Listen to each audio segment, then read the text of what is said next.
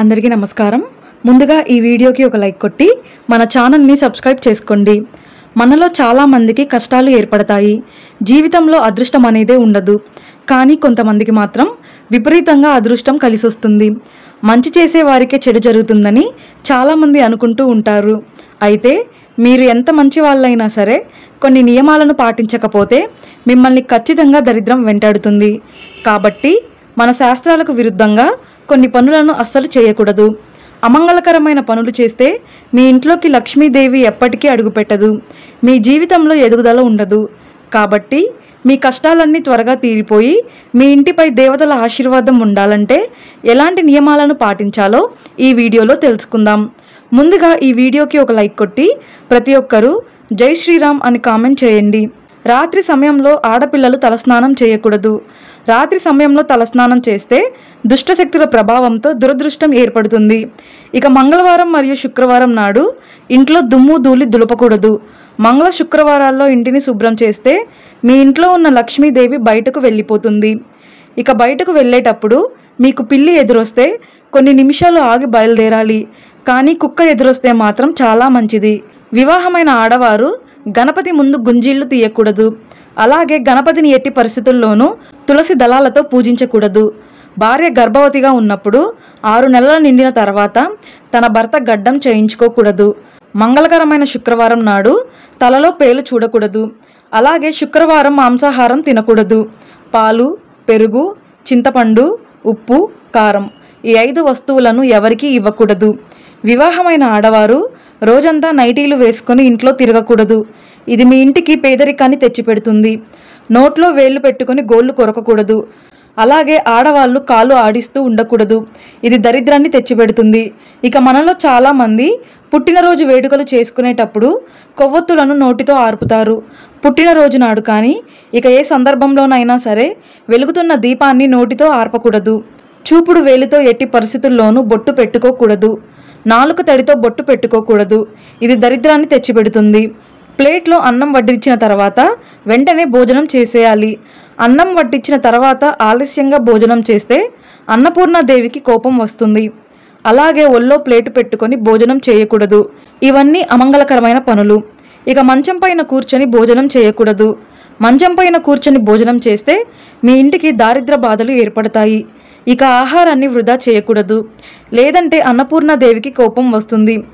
భోజనం చేసేటప్పుడు తూర్పు ముఖంగా కూర్చొని భోజనం చేస్తే దీర్ఘాయుషు కలుగుతుంది. ఇక పెళ్ళైన ఆడవారు బొట్టు లేకుండా తమ భర్తకు కనిపించకూడదు. బొట్టు లేకుండా భార్యను చూస్తే మీ భర్తకు అనారోగ్య సమస్యలు అలాగే ధన నష్టాలు ఏర్పడతాయి. ప్రతి భార్య తప్పనిసరిగా తన భర్త కాళ్ళను పట్టాలి. కానీ ప్రస్తుత రోజుల్లో ఏ స్త్రీ కూడా తన భర్త కాళ్ళను పట్టడం లేదు. ప్రతిరోజు భర్త కాళ్ళను వత్తితే ఆ ఇల్లంతా సిరి సంపదలతో నిండిపోతుంది. ఎందుకంటే పురుషులకు తమ కాళ్ళ వేలు నుండి మోకాళ్ళ వరకు ఉన్న భాగం శనిస్థానం. అలాగే స్త్రీల చేతి వేల నుండి అరచేయి వరకు శుక్రుడి భాగం ఉంటుంది. కాబట్టి ఆడవాళ్ళు తమ భర్తకు కాళ్ళు పట్టడం ద్వారా శనిపై శుక్ర ప్రభావం పడి ఆ ఇంట ధనప్రాప్తి కలుగుతుంది.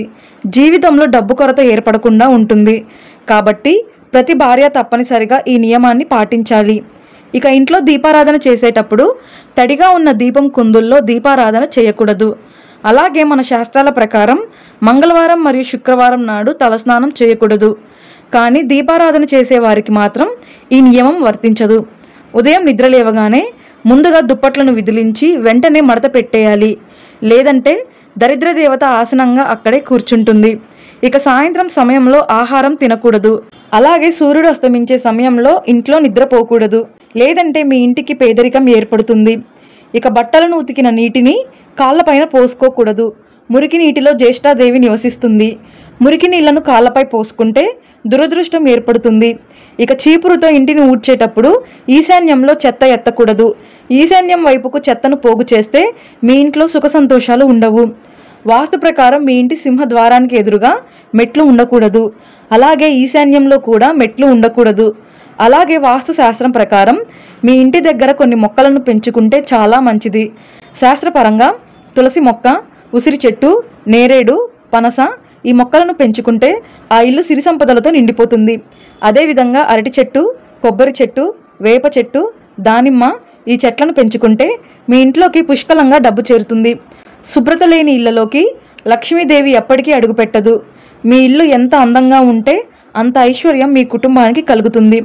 కాబట్టి మీ ఇంటిని ఎల్లప్పుడూ శుభ్రంగా ఉంచుకోవాలి. ఇంట్లో చెడు వాసన రాకుండా ఇల్లంతా సాంబ్రాణి ధూపం వేయాలి. అప్పుడే మీ ఇంటిపై లక్ష్మీ కటాక్షం సిద్ధిస్తుంది. మీకు కాలం కలిసి రానప్పుడు, ప్రతి పనిలో అడ్డంకులు ఏర్పడుతుంటే ప్రతి సోమవారం నాడు ఇంటి యజమాని బ్రహ్మ ముహూర్తంలో నిద్రలేచి శివాలయానికి వెళ్ళి శివలింగానికి అభిషేకం చేస్తే ఆ ఇంట్లో ఉన్న కుటుంబ సభ్యులందరూ ఉన్నత స్థాయికి ఎదుగుతారు. ఇక రాత్రి సమయంలో నిద్రపోయేటప్పుడు ఉత్తర దిశకు తలపెట్టి నిద్రపోకూడదు. అలా నిద్రపోతే అనారోగ్య సమస్యలు, మృత్యు దోషాలు ఏర్పడతాయి. తూర్పు దిశకు తలపెట్టి నిద్రిస్తే సుఖ సంతోషాలు కలిసొస్తాయి. మనలో చాలామంది నరదిష్టి సమస్యలతో ఇబ్బంది పడుతున్నారు. కాబట్టి ఇంటి నుండి బయటకు వెళ్ళేటప్పుడు కుంకుమ బొట్టు కానీ విభూతి బొట్టును కానీ ధరిస్తే నరదిష్టి సమస్యలు ఏర్పడకుండా సకల శుభాలు ప్రాప్తిస్తాయి. ఏమీ లేని స్థాయి నుండి మీ జీవితంలో గొప్ప స్థాయికి ఎదగాలంటే ప్రతి శుక్రవారం ఎరుపు రంగు పుష్పాలతో లక్ష్మీ గణపతిని పూజించి కుడుములను నైవేద్యంగా సమర్పిస్తే మీ జీవితంలో గొప్ప స్థాయికి అభివృద్ధి చెందుతారు. శనివారం అంటే శనీశ్వరుడికి చాలా ప్రీతికరమైన రోజు. కాబట్టి ప్రతి శనివారం తప్పనిసరిగా కొన్ని జాగ్రత్తలను తీసుకోవాలి. శనివారం ఎట్టి పరిస్థితుల్లోనూ నూనె కొనకూడదు. అలాగే ఇంట్లో తోటకూర వండకూడదు. మినపగుళ్ళు, ఉప్పు, చెప్పులు ఈ వస్తువులను కూడా శనివారం కొనకూడదు. ప్రతి శనివారం ఈ నియమాలు పాటించాలి. లేదంటే మీ కుటుంబానికి కష్టాలు ప్రారంభమవుతాయి. ఇక ప్రతి వారానికి ఒకసారి స్నానం చేసే నీటిలో కొంచెం రాళ్ల ఉప్పును వేసుకొని స్నానం చేయండి. నరదిష్టి దోషాలన్నీ తొలగిపోయి మంచి ఆరోగ్యం కలుగుతుంది. రాత్రి నిద్రపోయే సమయంలో ఆడవాళ్లు గాజులు తీయకూడదు. ఇది మీ భర్తకు మంచిది కాదు. వివాహమైన ఆడవారు ఎట్టి పరిస్థితుల్లోనూ నలుపు రంగు వస్త్రాలను ధరించకూడదు. ఇలాంటి చిన్న చిన్న నియమాలను పాటించడం ద్వారా మీ ఇంటి పేదరికం తొలగిపోయి మంచి రోజులు ప్రారంభమవుతాయి. ఈ వీడియో మీకు నచ్చితే లైక్ చేసి సబ్స్క్రైబ్ చేసుకోండి. జై శ్రీ